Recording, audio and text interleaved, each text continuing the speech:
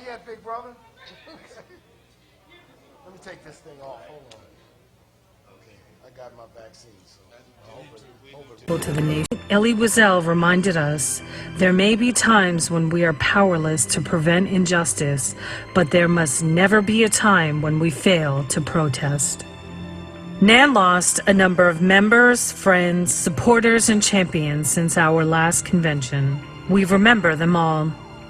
These giants include stalwarts of the civil rights movement such as Reverend Dr. Joseph Lowery, Reverend C.T. Vivian, and Congressman John Lewis. It was during Congressman Lewis's remarks in Selma at the foot of the Edmund Pettus Bridge that Reverend Sharpton helped to hold the civil rights icon up as he urged Americans to stay in the fight and to create, quote, good trouble.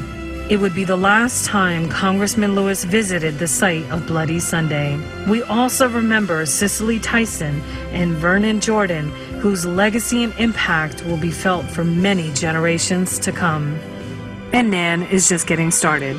Whether it's holding leaders accountable, feeding those in need, fighting on behalf of victims of police brutality, or inspiring the next generation of civil rights advocates, National Action Network is ready for the next 30 years and beyond.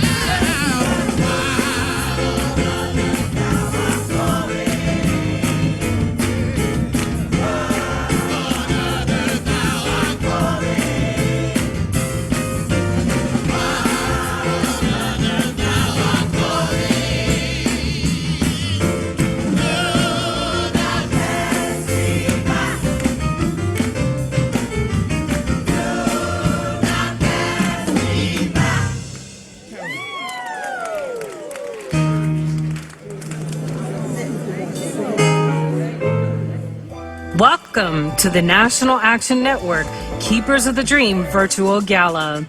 Please welcome NAN's board chair, the Reverend Dr. Franklin Richardson.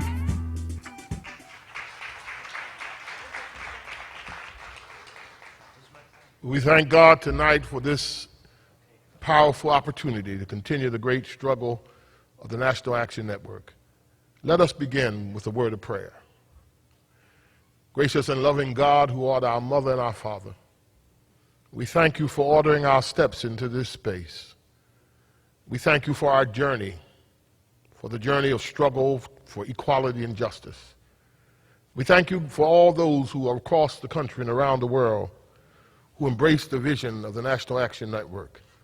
And we thank you for the leader that you've given to us, who continues to be powerfully engaged in transformation of the nation and the global village.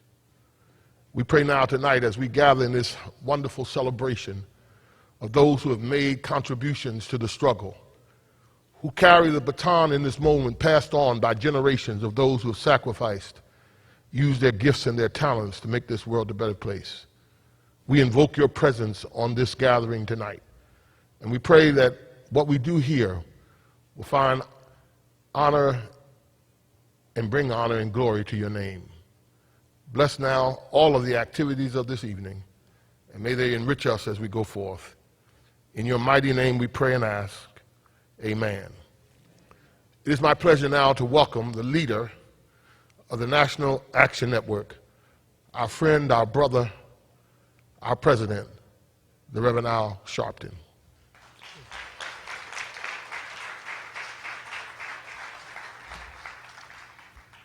Thank you, Dr. Richardson, and to all that have gathered here tonight for this virtual Keepers of the Dream. Usually it's a big dinner, but following COVID-19 and the limits, we were only supposed to have 150 people allowed in the convention. I think y'all went a little over that, but I won't tell. I want to welcome those that are watching virtually all over the country, but our chapter leaders that are here, Regina McCurry Hunt, Kansas City. The lights out, I can't see you. Janik Curry from Buffalo, New York. Dr. October Hudley, Irvington, New York. Stephanie Jackson, New Bern, North Carolina. Marcia McCoy, Cleveland, Ohio. Reverend Takoy Porter, Sacramento, California. Sister Nia TX from Washington, D.C. The Reverend Dr. K.W. Toulis, he was good today, from Los Angeles, California. Head of our New Jersey Tech Center and New Jersey State Chair, Regional Chair, Reverend Steffi Bartley. Atlantic City National Action Network just opened a new office. Stephen Young. Anthony Allen, who's also a national board member from Houston, Texas chapter. Sheila Tyson, Birmingham, Alabama. The godfather of our organization from Baltimore, Maryland, Larry Young. My pastor, Reverend Adolphus Lacey, Bethany Baptist Church. Latrice Cook, Austin, Texas, all the way from Austin. Macon, Georgia's Warren Ellington. Los Angeles chapter, Director Mosley, and Amon McCurry from Kansas City. Jasmine, also Kansas City. Columbia, South Carolina chapter, Tiffany James. Cynthia Dawkins from Newark, New Jersey. Matthew Smith, Philadelphia. Walt Dixie, Syracuse. Dan Tolliver, Tallahassee, Florida. Felicia Simmons, Asbury Park. Luther Wynn, Utah, Alabama. Nathaniel Martin, Los Angeles chapter. Robert Bush from the Las Vegas chapter. Wayne Tolliver from Tallahassee, Sister Porter, Carlette Porter from Sacramento, Chandra Ellington from Macon, Georgia, and there are others. I can tell you this, that we all have one thing in common tonight. We're all NAN, and we are all COVID negative.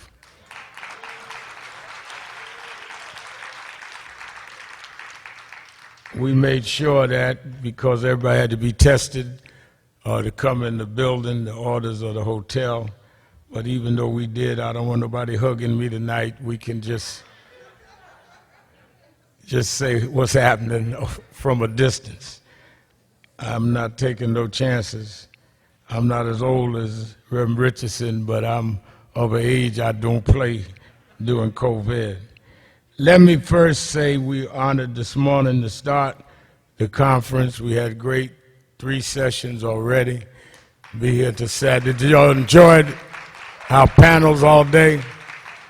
Our state controllers, our city controllers, Robert Smith and others, our most successful businessmen, great virtual panels. And let us hear the opening remarks from the President of the United States, the Honorable Joseph Biden. Hey, Rev, I wish we could be together in person, but I do want to congratulate you on 30 years of the National Action Network, and thank you for your friendship, your partnership, and most of all, your courageous advocacy through these years.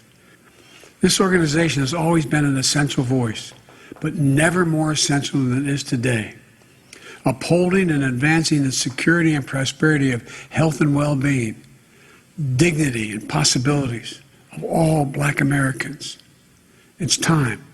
At a time when the pandemic and the economic crisis continue to devastate Black communities.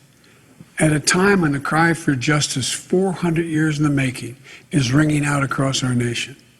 At a time when parts of our country are backsliding into the days of Jim Crow, passing laws that harken back to the era of poll taxes, when Black people were made to guess how many jelly beans in a jar, or count the number of bubbles in a bar of soap before they could cast their ballot.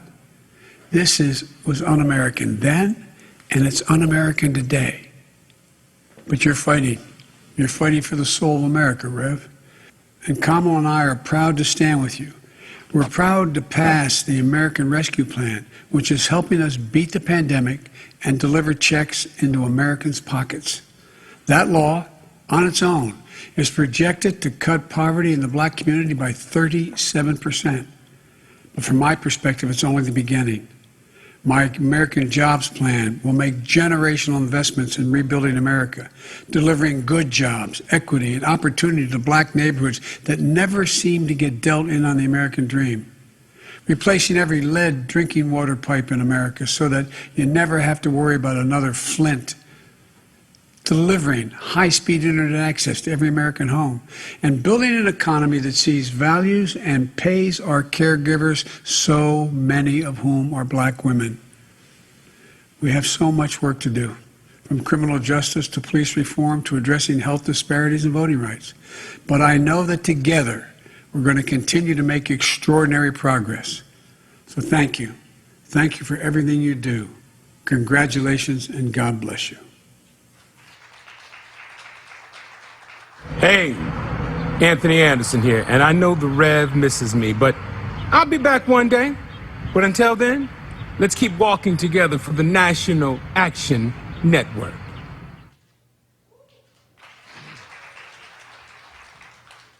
Well, for you that are here every year, Anthony usually hosts our evening, and I don't tell him, but I don't miss him. I want to thank all of you as I was listening to the President's virtual address that helped us this year during COVID with our partnership with Andre, the chef, and then later with CARE, National Action Network in the cities that we operated, fed over 1 million meals nationwide. In the Harlem office alone, We did 7 days, 5 days, 6 days a week, and then out of Sylvia's, 1 day a week, every day during 2020 March until December. And then many of our chapters around the country, people did not know how important that was. I want to thank you all for that, and I thank you for, even as we're still in the pandemic, functioning and having even our conference this year. We couldn't have it last year. I also want to thank you as we worked against voter suppression and as well as on police reform.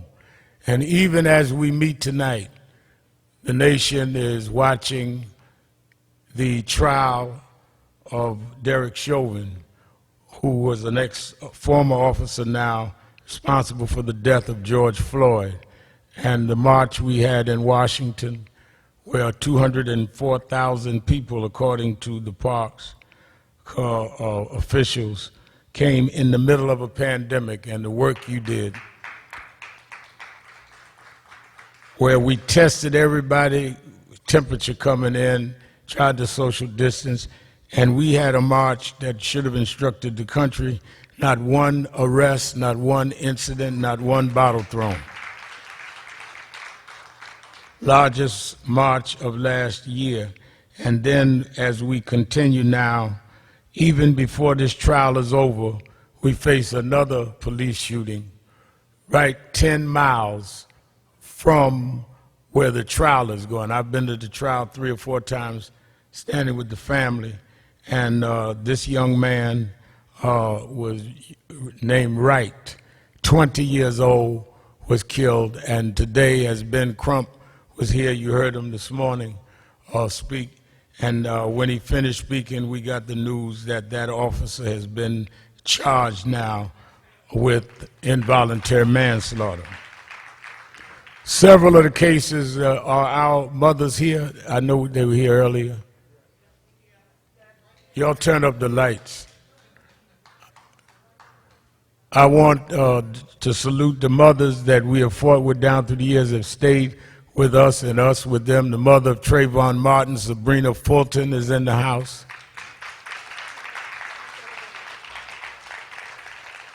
Can I get some lights? Y'all working on the lights? Let there be light. The mother of Michael Brown, who was killed in Ferguson, Missouri. Her son, we stood with her, stand with her again. Where is she? She in the house? She was here earlier. Leslie McSpadden, the mother of Eric Garner, Gwen Carr, right there in the 3rd row. The mother of Stephen Clark. She's here. Many of the families are here and will be here for the weekend.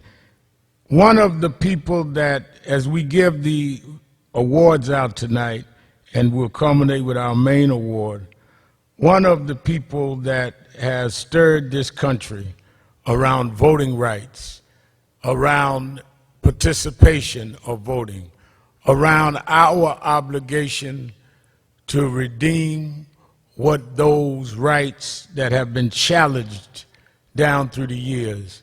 She has become a hero. I was honored to be one to speak at the funeral of Rosa Parks, and those days reminded me of when I was a child watching the movement on television. I was born in the North. I watched the movement in the South, and when I was 12, became a part of the movement in the North. And as I saw this young woman rise up from Georgia and has made us proud, has continued the movement, and has stood strong. The first chairman of the board of National Action Network in our 30 years was the former executive director of Dr. Martin Luther King Jr. He left the South after serving the '63 March on Washington, came to New York, became pastor of Canaan Baptist Church, and in the early 90s, after we started this organization, he became the chairman of our board. every year we give the Wyatt T. Walker Public Service and Public Policy Award. This year, the recipient of the Wyatt T. Walker Public Policy Award of National Action Network goes to the Honorable Stacey Abrams.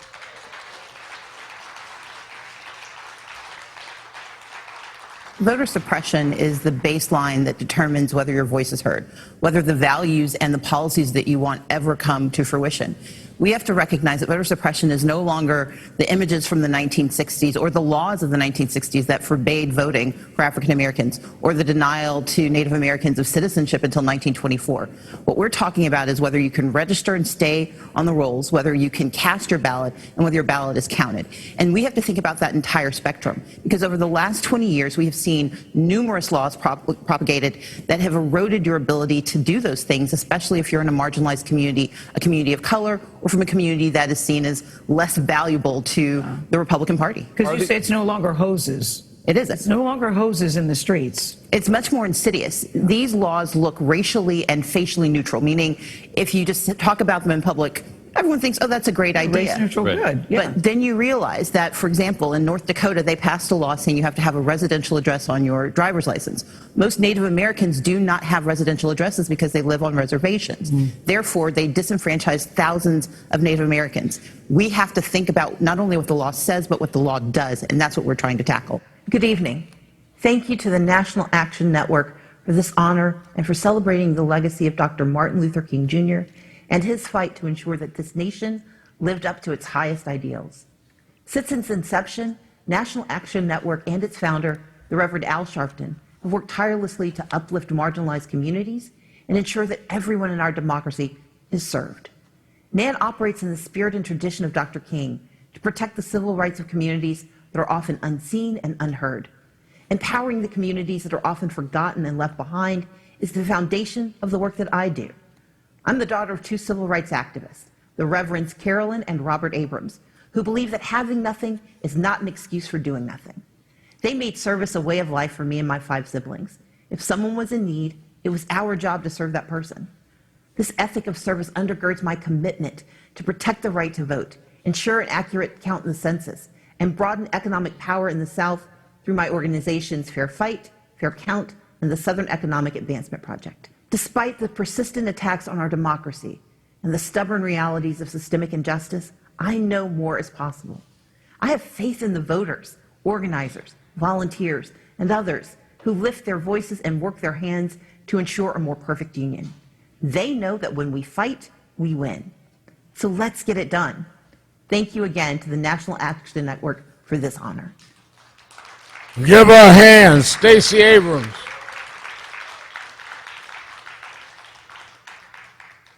When the pandemic became obvious and we began trying to get people to deal with how we would survive the pandemic, there was, after much trepidation, a vaccine discovered. And that vaccine, many in our community were hesitant to take. The problem of hesitancy could not go ignored. I can't tell you the amount of arguments and discussions and arguments that I had with people, some of y'all in this room, that said they were not going to take the vaccine because of Tuskegee and other things in our history. Well, the fact of the matter is that in Tuskegee, they used us as experiments and would not give us the penicillin, wouldn't give us the vaccine. So this was the opposite, where we were trying to get access to the vaccine. And some of my friends and associates that I was saying we could trust the vaccine, one was because one of those that was instrumental in making the vaccine, forming the vaccine, and making it effective was the winner of our President's Award tonight. She has an outstanding record in the medical profession. She is one that we're proud of. And because of her, many lives have been saved, because she helped to create the first vaccine that effectively was used around this country during this pandemic. May you help me honor virtually our President's Award for National Action Network 2021, the one and only Dr. Kazembe Corbett, who is the recipient of our President's Award. President, this is Dr. Barney Graham, who's the chief of the group that made our vaccine. And this is Dr. Kazmekia Corbett, Nice to meet you. who is very much involved in this process. When we got those sequences, because we knew how to make that protein as a very good vaccine, we did that really quickly over the weekend. And by the 13th, over the weekend. You know something about working on weekends, right? Not like that. Not like that. To be honest, I didn't realize the level of impact that my visibility might have. I do my work because I love my work. The vaccine that you're going to be taking was developed by an African American woman, and that is just a fact. Good evening. To be visible during times like this as one of the people who helped to create and develop the Moderna COVID-19 vaccine, I hope to ease the concerns and worries of those, particularly African Americans, who may be hesitant, or as I like to say, inquisitive about taking the vaccine. It is important for me to be seen, not only to reassure people, but to connect with them. Connecting with people during times like this is so critical. If other African Americans can see that we can be scientists and that science can be trusted, it would allow for us to build a bridge of confidence and, moreover, empowerment that we have not seen before. Tonight, as we honor the legacy that was so important for American history, it is a privilege to be here with you all virtually. Dr. Martin Luther King Jr. fought for equality, human rights, the poor, and all who suffered injustice. More than 50 years after his death, we are still fighting, but through activism and advocacy, together, we can work towards equality and improving the lives of marginalized communities. From the voter registration line to the COVID vaccine line, the National Action Network has made tangible strides in fighting for a better future for all. Amongst others, they have also empowered our youth to take lead through initiatives such as the Youth Huddle and the Campus Ambassador programs. And by doing so, they have equipped younger generations for success in life. As someone who's benefited from my college's scholarship program, the Meyerhoff Scholarship Program at the University of Maryland, Baltimore County, I understand that the creation of opportunities for young people to learn and take on leadership roles has a profound effect on their development. As the pandemic continues, I hope to help by creating accessible information for the general public and by continuing my research to help to ensure that we as a society come out of COVID-19 and this pandemic on the other side. The setbacks that COVID-19 has caused, particularly in underserved populations, can only be addressed by active change. I hope to be a part of that change, especially as I walk with the National Action Network. So thank you so much to the National Action Network for allowing me to accept this honor of the Keepers of the Dream Award. Thank you. Give her a big hand.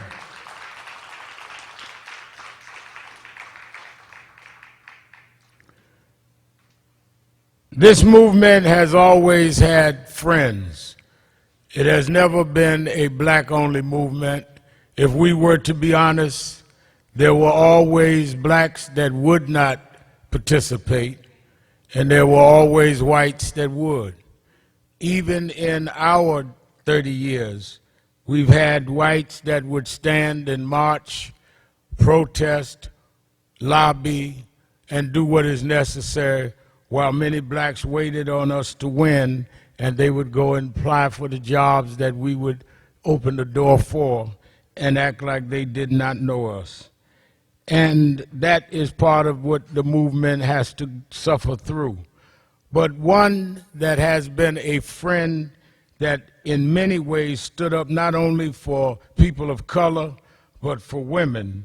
And she was one of those that you may not know by name, but you undoubtedly know her by her songs. She's a groundbreaking and celebrated singer and songwriter. Her contributions helped empower women in the music industry during a time when they were typically denied recognition. She crossed racial lines by creating hit songs sung by such artists of color such as Will You Love Me Tomorrow by the Shirelles, One Fine Day by the Chiffons, Stone Kind of Wonderful by the Drifters, and Locomotion by Linda Eva. All of these older songs, Dr. Richardson and Attorney Hardy would know, some of us younger folk. But she established herself also as an environmental artist as well as an award-winning artist. Here's another song that I'm sure that we're all familiar with. It was performed by my dear friend who was a big supporter of National Action Network. And when Carole King won this Kennedy Center Honors for Lifetime Achievement, my friend sung this song for her as we give Carole the Friends Award tonight.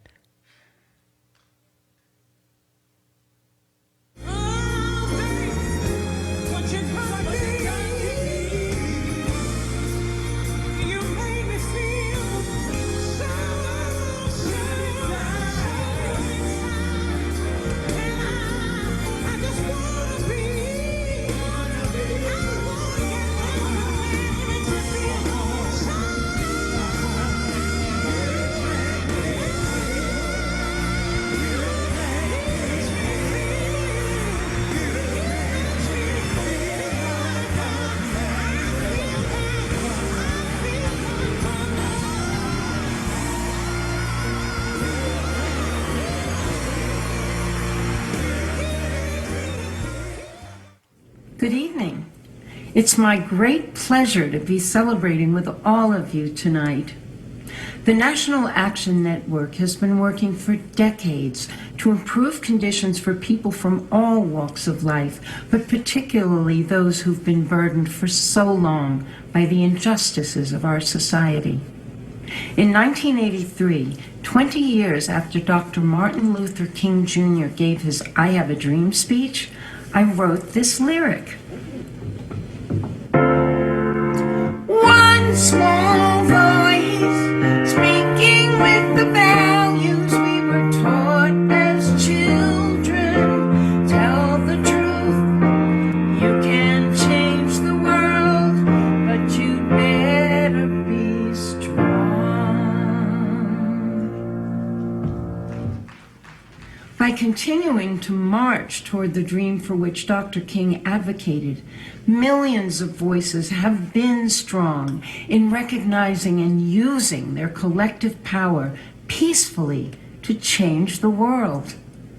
I often speak on behalf of the environment to make sure that we, as a society, protect our natural wild places and preserve our national forests. Millions of acres owned by all Americans that keep tons of carbon in the ground. All that stored carbon keeps the climate crisis from getting worse, and that benefits communities near and far from the places I work to preserve. But I'm also proud to be part of the movement to ensure that everyone is treated with dignity and respect, and to empower the most vulnerable among us. We know that music has the power to call people to action, and I hope that my music will inspire even more people to expand this powerful movement and assist our fellow citizens to walk together as one. I'm so grateful and deeply honored to accept this award from the National Action Network, presented by my good friend, Reverend Al Sharpton, a longtime leader in this fight for one standard of justice for all people. Al, thank you for your work, and thank you, National Action Network, for this award.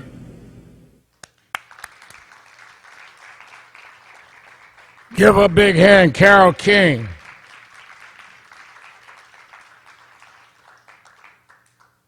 The Cultural Impact Award goes to a man who came in to his station and used it as a platform to increase the work of social justice and what was of community empowerment. He is the president of a media network company committed to that empowerment. He is a forward-thinking leader. His contributions has been critical to the media industry over the last 2 decades of service. May we give our Cultural Impact Award to Scott Mills of BET Network.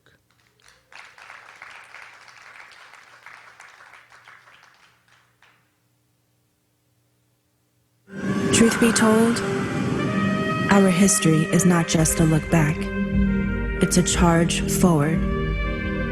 Our history, which was created by our ancestors, doesn't end with them. It forever lives through us.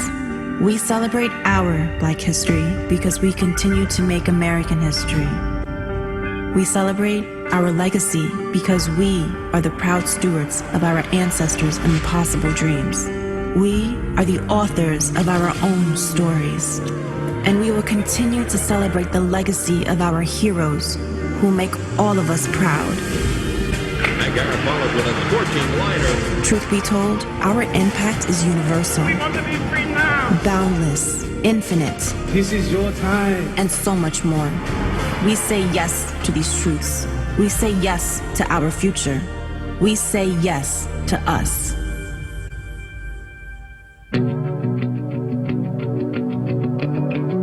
Good evening. Thank you, Reverend Sharpton and Martin Luther King III, and congratulations to all of tonight's phenomenal honorees. It's an honor to be here to celebrate the legacy of Dr. Martin Luther King Jr. with all of you today. The work that the National Action Network does is so crucial, now more than ever, as we see the effects of systemic racism continue to ripple across our communities. The justice that Dr. King fought for is attainable, and our voices are stronger together. And this award is a reminder that we do not walk alone. At BET, our mission is to entertain, engage, and empower our community. We do this last part by supporting the great work of leaders like Reverend Sharpton and great organizations like the National Action Network.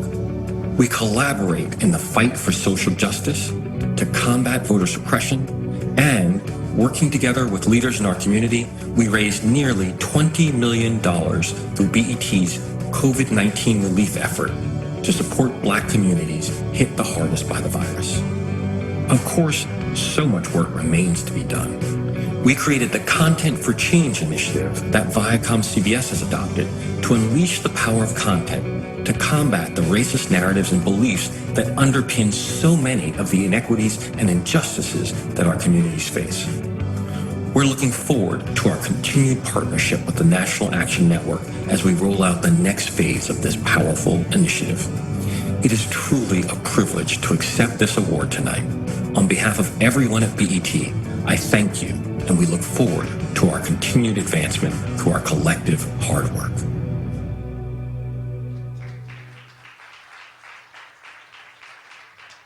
Give a hand, Scott Mills.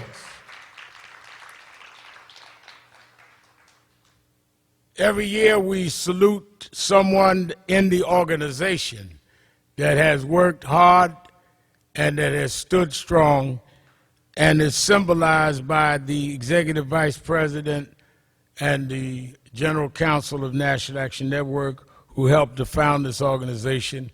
We named it after him, the Michael Hardy Award. To present the Michael Hardy Award this year is Attorney Michael Hardy.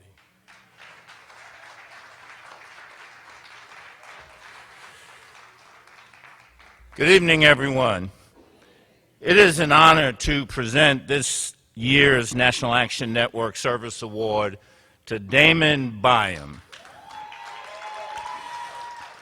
This award has 3 components: commitment, not just to the organization, but to the greater movement for social justice, using their position at NAN to help us organize, engage, influence the movement to keep Dr. Martin Luther King dreams alive and progressing. 2, vision, that you see the role of the organization as being the voice for the voiceless and the advocate for the dispossessed. And 3, success, that you have helped to bring value and growth to the organization. Damon Byam has done this as NAN's Chief Events Operations Officer.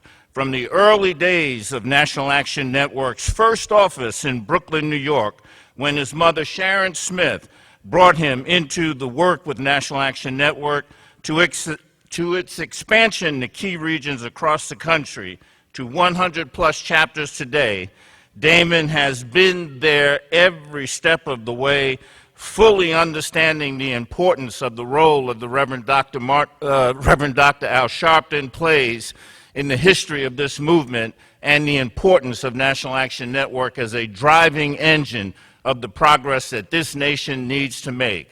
Of course, I also taught Damon how to play basketball, although I only let him win occasionally so he didn't get discouraged. We are very proud of the work you do, Damon Byam. Congratulations.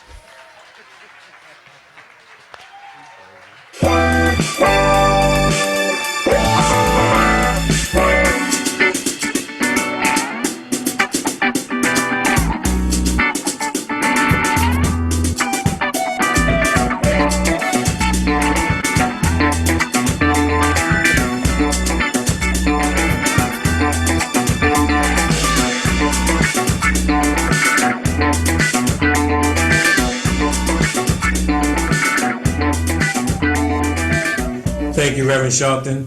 Thank you, Chairman Richardson. And thank you, Attorney Michael Hardy. The entire Team NAN family, present and past, I am honored to receive this award of service, especially during the 30th year of NAN's existence. I have served 29 of those years, and I have served in almost every role and capacity. Never for any spotlight, never for any accolades, or even being recognized, but by executing whatever plan that we put forth by any means necessary to fulfill the mission in our fight for justice and equality. Never to be a household name, but by doing what I believe to be God's work. But it's ironic that I would receive this honor virtually and not in front of a packed banquet, because I'll probably be somewhere around the venue putting out fires and not even being able to make it to the podium to receive the award. So thank you all again. No justice, no peace.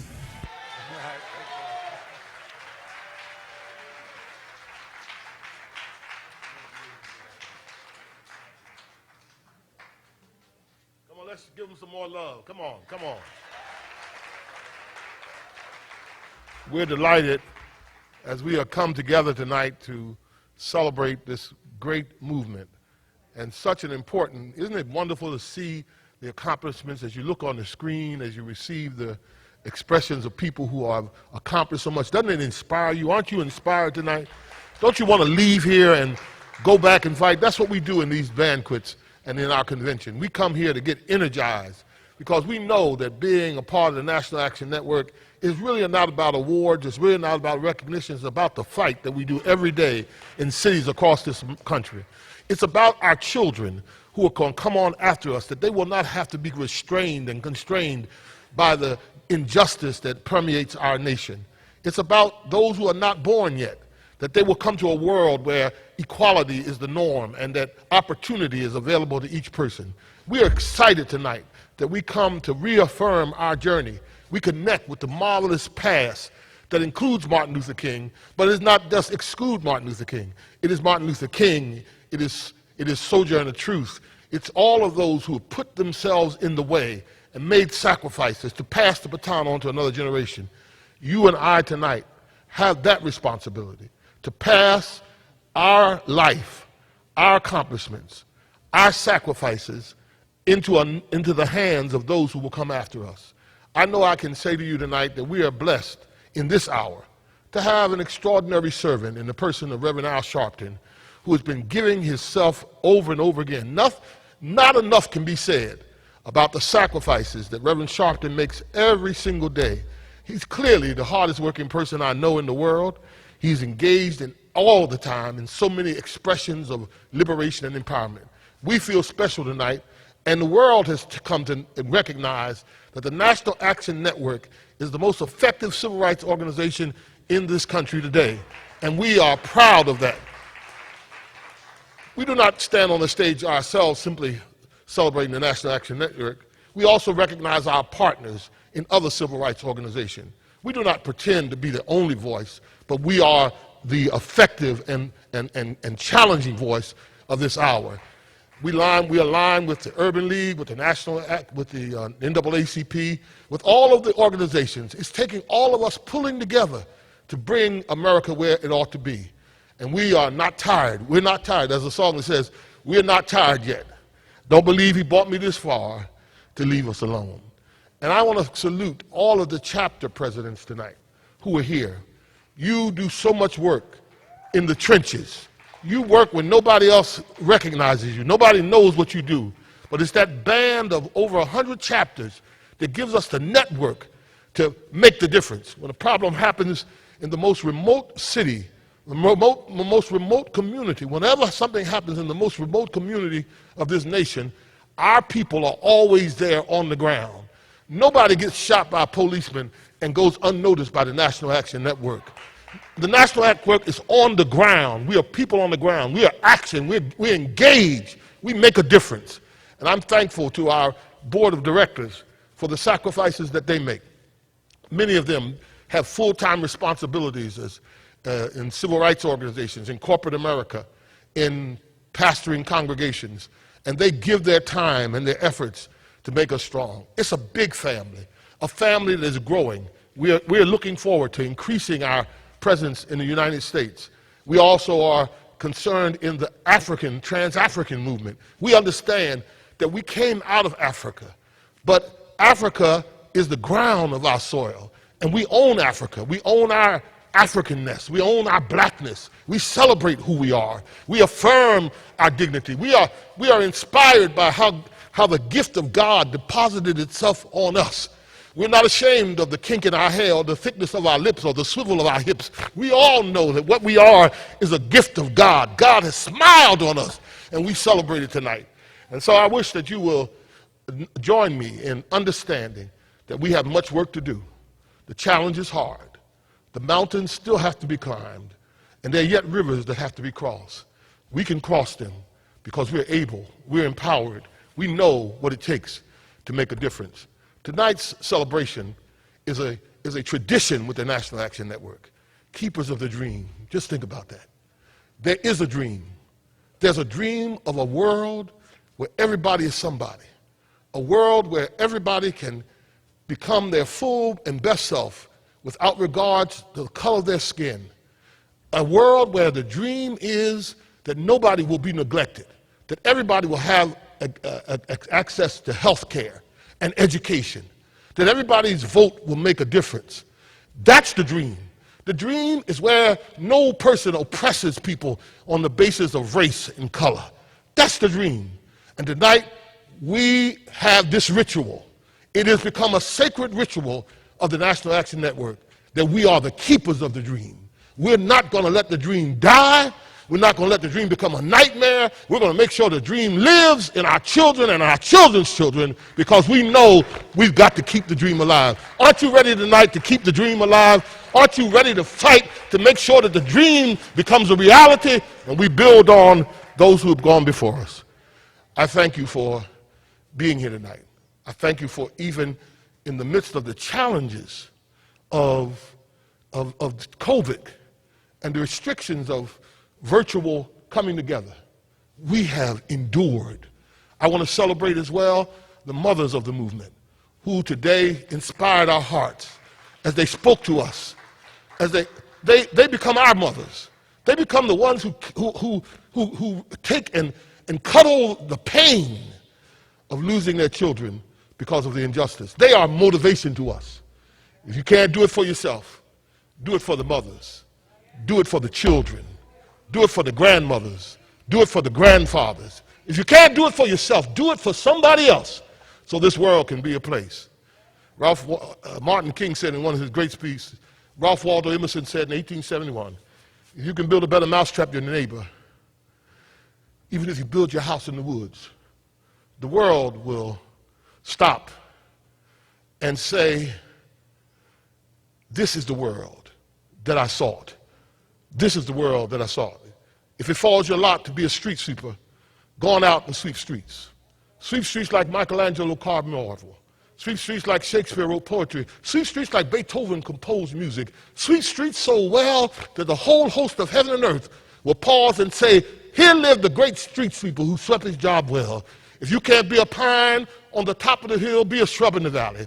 If you can't be a main road, be a star. If you can't be the sun, be the star. For it's not by size that you win or you fail, but be the best of whatever you are. Martin said, get together, children. Don't you be weary. There's a great camp meeting on the other side. Thank you tonight for being a part of this wonderful and courageous movement. God bless you.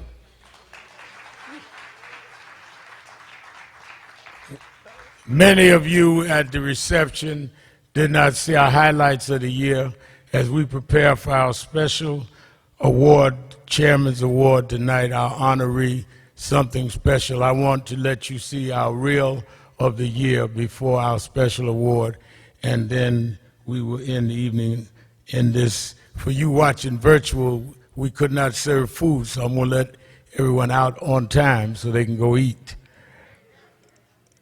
Though you should be fasting with me. Let us watch our reel. For nearly 30 years, National Action Network has championed the cause of social justice by promoting a modern civil rights agenda for all. With over 100 chapters across the country, it is a national movement for equality rooted in the spirit and tradition of Reverend Dr. Martin Luther King, Jr. Despite the extreme challenges of 2020, NAN redoubled its activism and efforts to fight for the voiceless and push for change at the highest levels possible. In January, NAN kicked the year off with its annual King Day breakfast in Washington, D.C., featuring former President Bill Clinton, as well as dignitaries like Martin Luther King III and others. While at its headquarters in Harlem, New York, they convened their yearly public policy forum with elected officials and throngs of public support. NAN's Irvington, New Jersey chapter hosted a 2020 census workshop educating people on the significance of participation. Chapters across the nation encourage people to fill out the census to ensure that everyone is indeed counted. Following the South Carolina Democratic debate, Reverend Sharpton and NAN hosted a minister's breakfast featuring candidates such as Joe Biden, Pete Buttigieg, Elizabeth Warren, and others. Thank God we have all of you in this room, but also particularly Jim, because he reminds us of who we are. What you're doing, at least to my brethren, you're doing to me. That's what it's about. That's how I was raised. The breakfast focused on creating a civil rights agenda for 2020 and beyond, as well as helping to mobilize black churches ahead of the pivotal presidential election.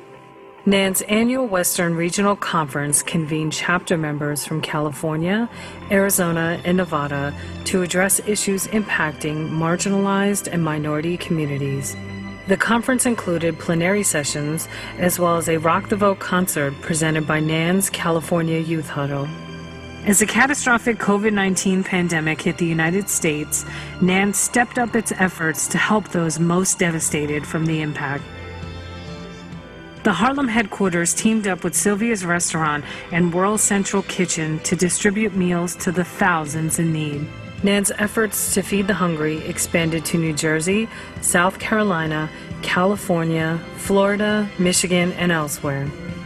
These initiatives continued for months, and NAN distributed over 1 million meals across the nation. The NAN Tallahassee chapter partnered with the Capital City Chamber of Commerce to provide small business grants to those suffering hardship due to the pandemic. Meanwhile, the NAN Sacramento chapter teamed up with Lyft and the Sacramento Food Bank to help deliver resources. And in Detroit, Nan provided groceries and medical deliveries to those in need. The Atlanta chapter even launched a COVID relief fund. As the global pandemic raged, the fight for police reform continued as well, and Nan was at the forefront, leading the way. The Louisville chapter hosted a press conference in front of the courthouse to demand justice for Breonna Taylor, who was shot and killed by police as she slept in her bed. We're here to bring people together. And it starts locally. All politics start at the local level. So, Mayor, we are telling you today, we are demanding you today, that you be a fearless, courageous leader. Stand up to the enemy. Stand up for what you know in your heart is right. After the gruesome police killing of George Floyd, Reverend Sharpton met with his family members and stood alongside grieving loved ones. He delivered a powerful eulogy at Floyd's funeral, calling out systemic racism and the need for police reform. Ever since 401 years ago, the reason we could never be who we wanted and dreamed to be in is you kept your knee on our neck.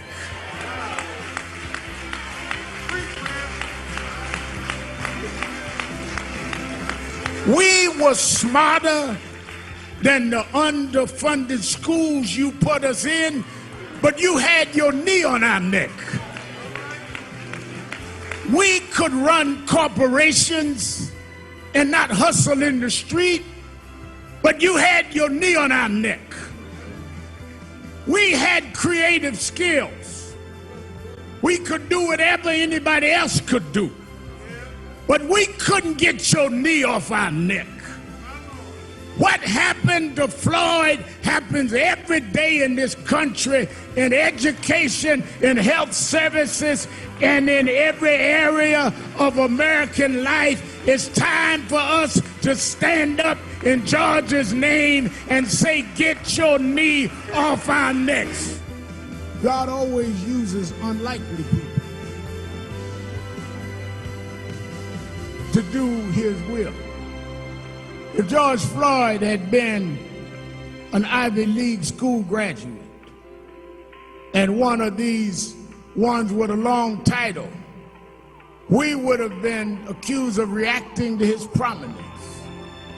If he'd been a multimillionaire, they would have said that we were reacting to his wealth. If he had been famous athlete, as he was on the trajectory to be, we would have said we were reacting to his fame. But God took an ordinary brother from the third wall, from the housing projects that nobody thought much about but those that knew him and loved him. He took the rejected stone, the stone that the builder rejected. They rejected him for jobs. They rejected him for positions. They rejected him to play certain teams. God took the rejected stone and made him the cornerstone of a movement that's going to change the whole wide world. His words galvanized the nation and sparked a new intergenerational, interracial movement in the fight for social justice. He announced Nan's Commitment March on Washington. The Get Your Knee Off Our Necks rally took place on August 28th, coinciding with the 57th anniversary of Dr. King's March on Washington. This is the time for legislative change. This is the time for us to vote like we never voted before. And don't just vote for the top of the ticket. Vote all the way down. Go down from the top to the bottom. Vote all the way to the dog catcher. We want to get rid of anybody that's in our way, because our parents died to give us the right to vote. You can mess with the mail, but it ain't the sacrifice that Goodman and Cheney and Swerner gave. Our vote is dipped in blood, Our vote is dipped in those that went to their grave. We don't care how long the line. We don't care what you do. We're going to vote not for one candidate or the other, but we're going to vote for a nation that'll stop the George Floyds, that'll stop the Breonna Taylor. The march drew over 200,000 people to the nation's capital. Nan took the unprecedented steps of handing out masks, conducting temperature checks, and urging people to social distance as they rallied for justice. We have mastered the selfie and TikTok. Now we must master ourselves. Less than a year before he was assassinated, my grandfather predicted this very moment. He said that we were moving into a new phase of the struggle. The first phase was the civil rights, and the new phase is genuine equality. Genuine equality is why we are here today and why people are coming together all across the world, from New Zealand to New Jersey. He said that we must not forget the days of Montgomery. We must not forget the sit-ins movement. We must not forget the Freedom Rides, the Birmingham movement, and Selma. Papa King, we won't! I wish George were here to see this right now. That's who I'm marching for.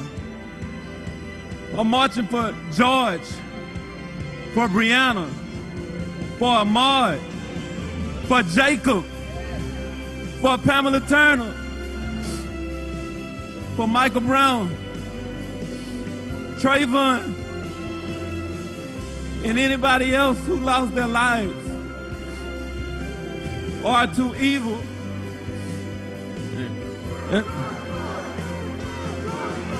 It's never been more clear than change right now. It's happening right now because we demand it. Everyone here has made a commitment because they wouldn't be here for no other reason right now. Everybody out here right now, our leaders, they need to follow us while we're marching to enact laws to protect us. For coming out here and continuing to say her name louder.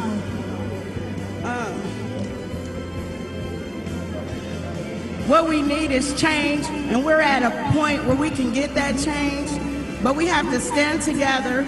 We have to vote. During a critical election year, NAN's Ohio chapter created a Get Out the Vote commercial. As the South Carolina chapter marched to Senator Lindsey Graham's office to demand support for voting and policing legislation. Chapters across the country encourage voter registration and participation. At a time of intense voter suppression, NAN increased its efforts to push back against draconian measures designed to disenfranchise black voters. Following the election, Reverend Sharpton and NAN were signatories to a coalition of civil rights leaders demanding that all votes be counted.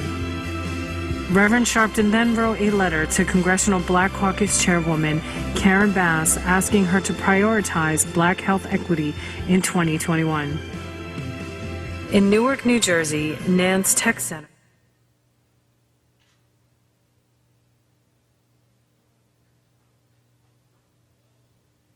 The National Action Network will never walk alone.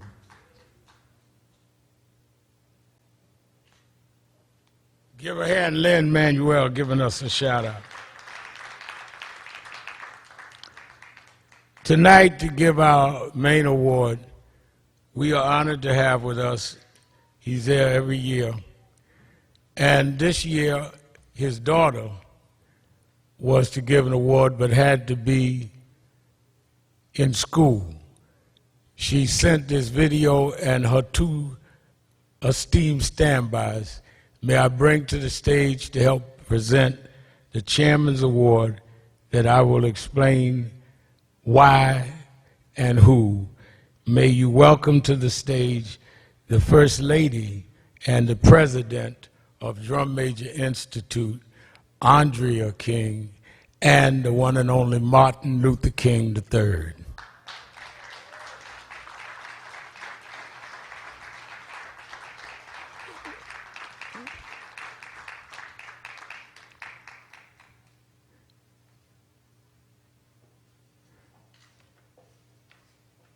Give Andrea a hand.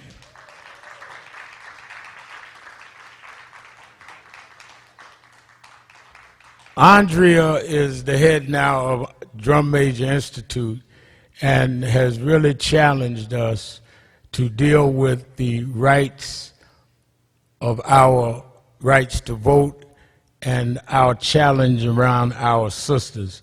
And I just want, before Martin and I bring out our Chairman's Award, for you to hear some words. I didn't tell her she was going to talk, but she can talk. And she's an activist in her own right, and she is the young hero of the movement, and she's the bride of Martin Luther King III, Andrea King.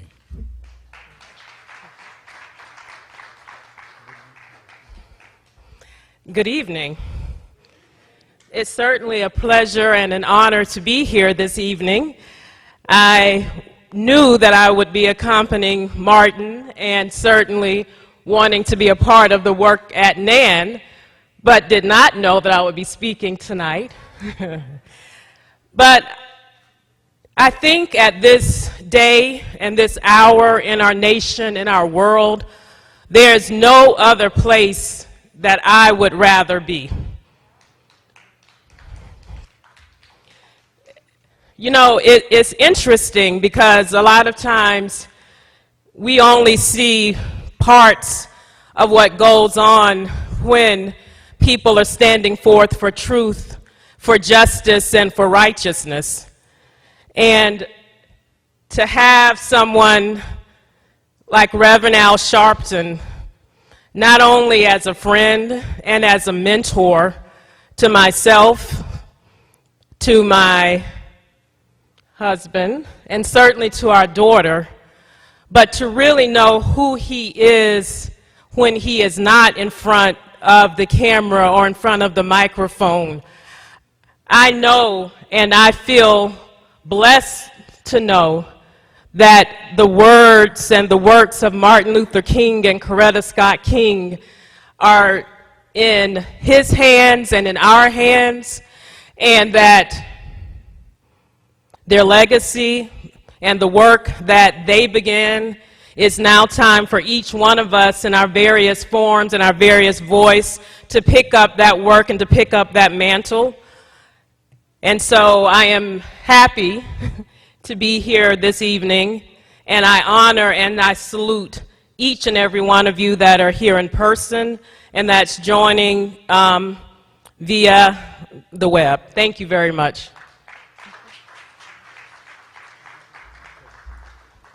I remember April 4th, 1968. I was 13 years old. I was youth director of the chapter of Operation Breadbasket in New York. We were watching a show, my mother and I. I had a single mother, and it scrolled across the screen that Dr. Martin Luther King Jr. had been killed in Memphis. My mother started crying. I'd seen Dr. King a couple of times, but I couldn't understand why she was crying so uncontrollably, like a member of our family had died. And she said, "You were born in Brooklyn. I was born and raised in Dothan, Alabama. You would have had to have grown up having to go and sit in the back of the bus or drink from a colored water fountain to understand what that man meant." So I grew up looking up to a man that liberated public accommodations and gave us the right to vote.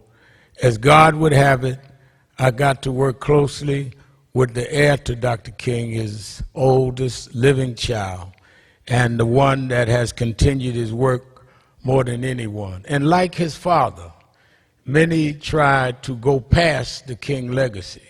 Martin Luther King changed America, changed our lives. He's the only non-government official that, as statue, is on the banks of the Potomac River in Washington, D.C. Long after we all gone, anyone that comes to the nation's capital has to respect a black Baptist preacher that never did anything but nonviolently tried to change this country. And I know he'd be proud that his son continues and keeps his dream alive. It is because of that, and he, in his own diplomatic way, kind of webbed me and his mother together. And he kept saying, "Ma, I want you to talk to Al." And she and I became very friendly. And she would, in her gentle way, try to take the edges off. "Al, you know, your language, you just don't need to use such provocative ways. You could say it another way." She would gently coach me into maturity. And I remember I went, Andrea, they had the 70th birthday for Mrs. King at Pascal's. And they invited me. I'm honored. I'm going to Mrs. King's birthday party. And when I got there, they sat me next to her. And I knew that was Martin manipulating this, because he wanted me to stay on the lane. Because coming out the north, everybody up here, y'all know, some of y'all still run around talking crazy. But up here, we had a more kind of, let's say, demonstrative movement. And Martin has been that brother that has helped not only me, but Nan develop. So we take very seriously when we give the Chairman's Award, because that embodies someone we feel Dr. King and Mrs. King would be proud of.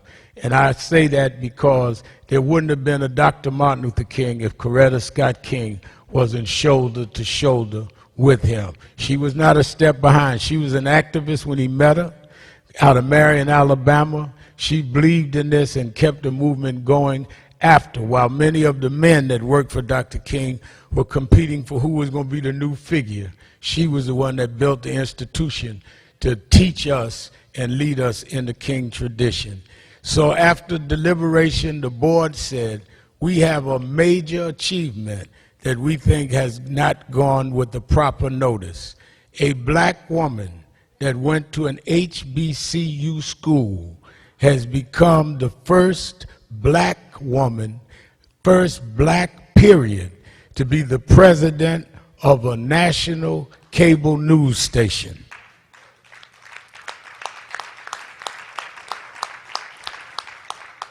When I first went to MSNBC to do Politics Nation, and you know, I'm looking around, and I'm sure they were looking around at me, what's Al Sharpton doing up here?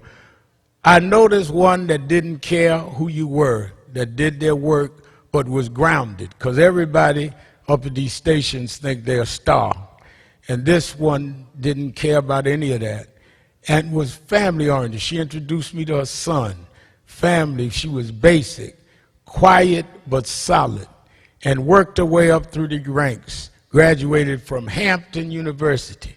We're in an era where you have a graduate of Howard as vice president, and a black woman that went to Hampton that is the president of MSNBC. And it is a testament to Martin Luther King and those that paid a price that every morning you watch Morning Joe. Every evening we watch Rachel and Joy. Every weekend you watch Jonathan Capehart and me in the evening.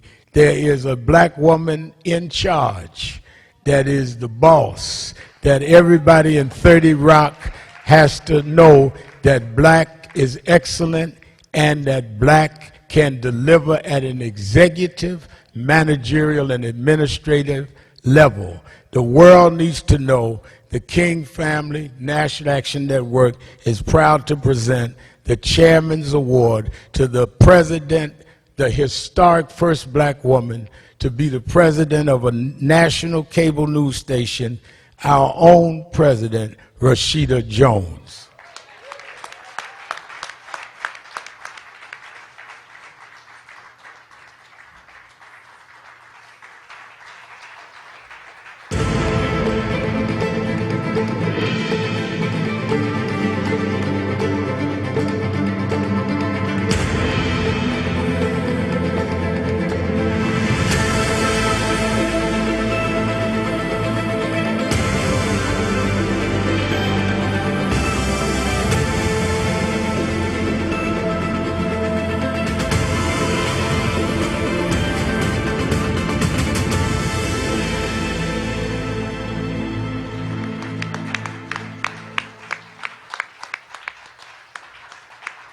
Let us, before she responds here from a tape, a special tape to her.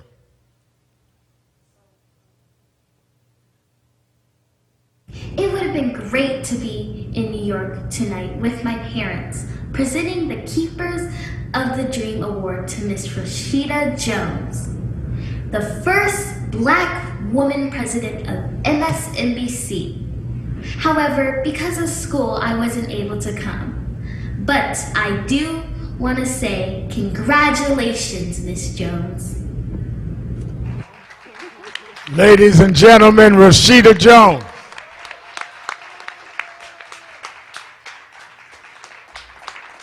Wow. Thank you so much for that introduction. Rev, to the King family, Miss Yolanda Renee King, that was quite an introduction. You are quite an inspiration. School is first, so I'm with you. My daughter's about your age, and she should be doing her homework right now. She's not watching. But I just want to thank you for the honor. Thank you to the National Action Network for such an amazing honor, and congratulations to all of the nominees who are inspirations and role models in their own right. Rev, the organization National Action Network has done so much for our communities in the fight for equality, police reform, voting rights, and long systemic change. Rev, you are a champion, you're a beacon of light. I am privileged to call you not only a colleague, but a friend. I am humbled and honored to join to celebrate the life and legacy of Dr. Martin Luther King, Jr. and his family tonight. 56 years ago, Dr. King appeared on NBC's Meet the Press to discuss the march from Selma to Montgomery for voting rights of African Americans. He spoke about police brutality, voter suppression, violence against Black Americans, all of which today, even this hour, feels far too familiar. Journalists, along with activists and grassroots organizers, have the power to shine a light on these injustices and catalyze real change in our country. I personally feel the full weight of that responsibility as the leader of a news organization, as a Black woman, as a mother of a teenage son and a preteen daughter. Covering stories that impact underrepresented communities is more important now than ever. I am so incredibly proud to be part of a team that is committed to getting those stories right, holding the powerful accountable, and lifting voices that have been silenced and pushed to the margins of our society. In the humble spirit of Dr. King's work, I will always strive to give a platform to diverse voices and mentor the next generation of journalists who can tell the stories of their own communities. Representation matters. Despite the injustices of the last year and even in the last few months, and the road ahead, in the words of Dr. King, the arc of the moral universe is long, but it bends towards justice. Thank you all so much. Thank you for the honor. I am so honored to be here. Thank you.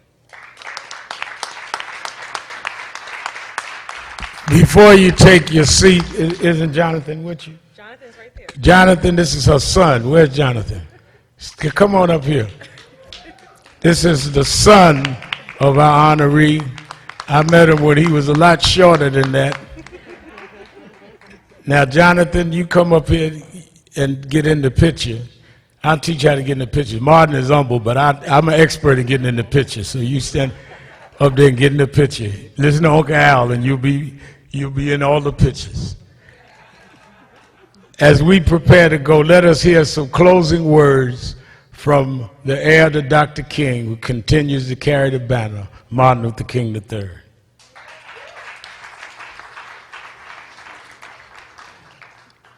Let me thank God for the wonderful opportunity to be back in New York and to be at the 30th actual convention of the National Action Network, certainly led and founded by Reverend Al Sharpton, to the chair, Reverend Richardson, and all the board members, all the chapter leaders, to every honoree, and especially Ms. Jones.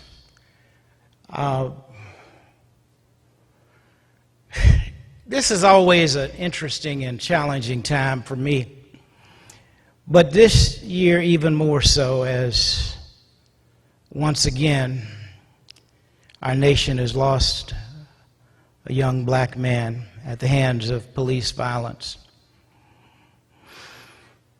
So my certainly prayers, our prayers, Andrea's and I and Yolanda's prayers and support go to the family of Daunte Wright and all of the mothers that are here. It's going to be wonderful one day to come to a convention and instead of seeing these numbers of mothers grow, that they shrink. Because I am convinced we can create a different society. I am truly convinced. We have to ask the question, how long? And, you know, we really just don't know how long. We've gone through so much over and over and over again of unjust activities. Dad said, injustice anywhere is a threat to justice everywhere. I can't be what I ought to be until you're what you ought to be. You can't be what you ought to be until I'm what I ought to be, because our destinies are tied together. And somehow we got to get it in the minds of those individual white, often policemen, not always, but white policemen who've killed black boys and black girls, that we are in this together. And, you know, it really is about humanity, civility, seeing people as human beings. Nonviolence teaches us that even though there are times when we want to maybe engage in another form of struggle, but I think Dad showed us throughout his life and others how nonviolence can transform. Because there was a Civil Rights Act that was garnered through nonviolence. There was a Voting Rights Act that was garnered through nonviolence. Fair housing legislation garnered through nonviolence. And somehow, no matter how we feel today, we may ask the question, how long? And I remember Dad saying, how long? Not long. Why? Because no lie can last forever, he said. How long? Not long. Because the moral arc of the universe is long, but bends toward justice. How long? Not long, because God Almighty is still on the throne. So we have to retain that faith. So Rev, you and Attorney Crump and so many others of us out here fighting every day, we're going to keep on fighting until justice rolls down like waters and righteousness like a mighty stream. Thank you. Let us all stand. Session start tomorrow morning, 9:30. It's been a great opening day, from President Biden's virtual address to Martin Luther King III and honoring Rashida Jones tonight. I want everybody on time. We have to count. Only 150 people allowed in the building. You have to have a COVID test to get in. So if you go out tonight, we're going to test you when you come back, because we don't know who you've seen.